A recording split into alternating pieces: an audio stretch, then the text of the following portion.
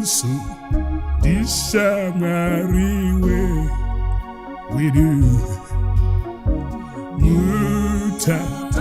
uri wakana aka tino komborewa kwa o isuti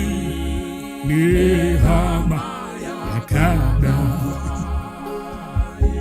unako titichimukumbi ira isusua no fatwa kupindu ura no tipa sakanaka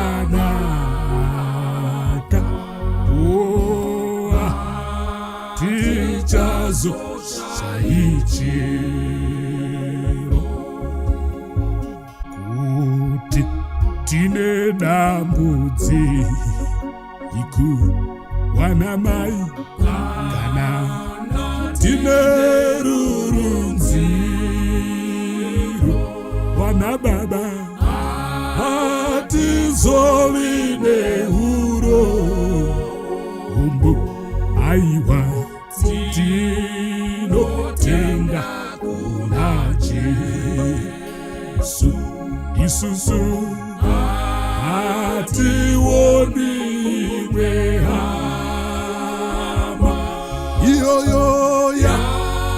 kanaka kungai wano siwa wanuwe ise wandikani mukumbire anokunzwa kuti tisisinasi simbakani wadikani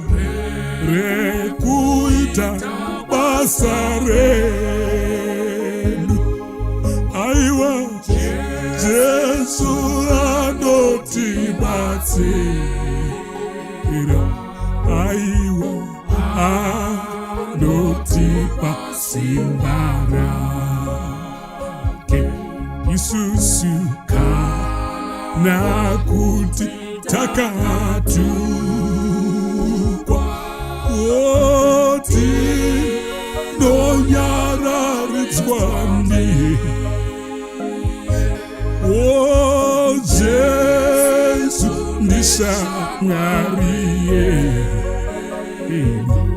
wadikani rudo wake wakanaka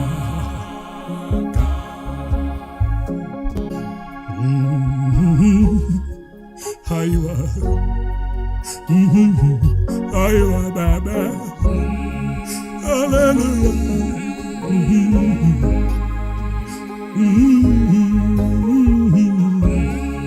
haleluya baba yobazafia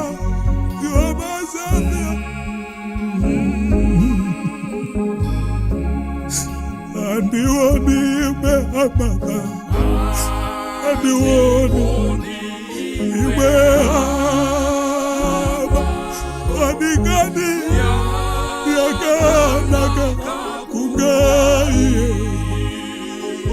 haleluya ano ziwa wanu wese nemazitawo